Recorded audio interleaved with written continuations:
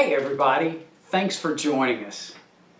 Today I want to talk about a subject that has been on my mind a lot lately, and it's this mentality that our society seems to have that is a one strike and you're out mentality. And what I mean by that is people make mistakes. We're all human.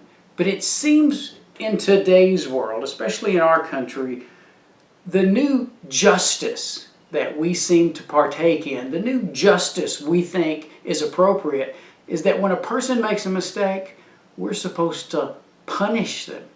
It seems like every time we see somebody or hear somebody make that mistake, whether they meant it from the heart or not, our role is to punish. So what I want to do today is let's have a meditation. I want you to just sit in your chair right now as you're watching this, and even close your eyes and just listen. Close your eyes, let your hands relax in your lap, be very comfortable, take a few deep breaths, and what I'd like for you to do is to meditate on yourself being transcended back to the 1st century AD. And in this 1st century AD, picture yourself sitting on the side of a grassy hill. There are about 40 or 50 people there with you.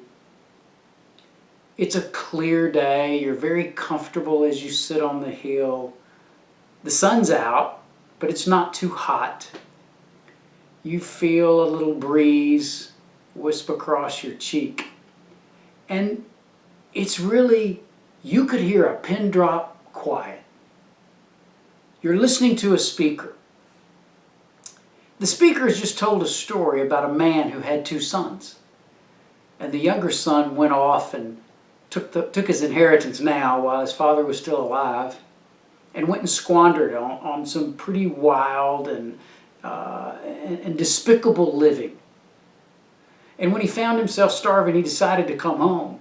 And when he came home, the father not only welcomed him back, the father not only forgave him, the father reconciled with this son of his back into the family. It's a very surprising story, and certainly goes against the grain of what the 1st century people thought about.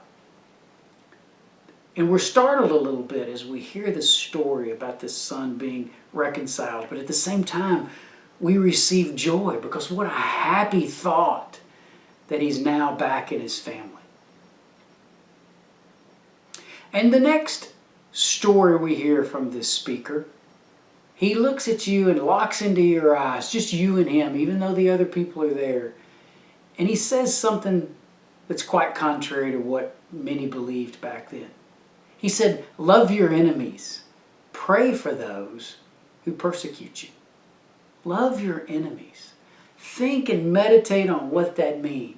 The people who are trying to hurt you, who despise you, love them back and literally pray for those who persecute you.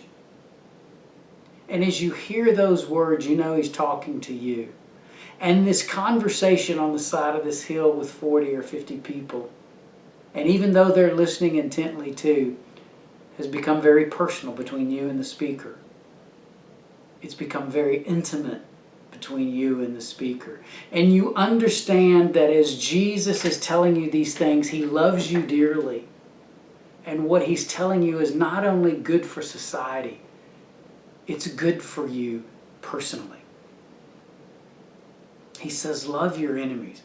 Pray for those who hurt you. And as you're thinking about that, without losing the intimacy of the moment, bring yourself back to the 21st century. Keep your eyes closed, but think of your thoughts now back, sitting wherever you are, listening to this meditation. And start thinking about who are the enemies you need to love? Who are the enemies you need to forgive and even pray for? Start thinking about the people who have hurt you. Maybe you get upset sometimes when you hear politicians say things that you don't agree with. And you get so mad at them, you get so frustrated with them.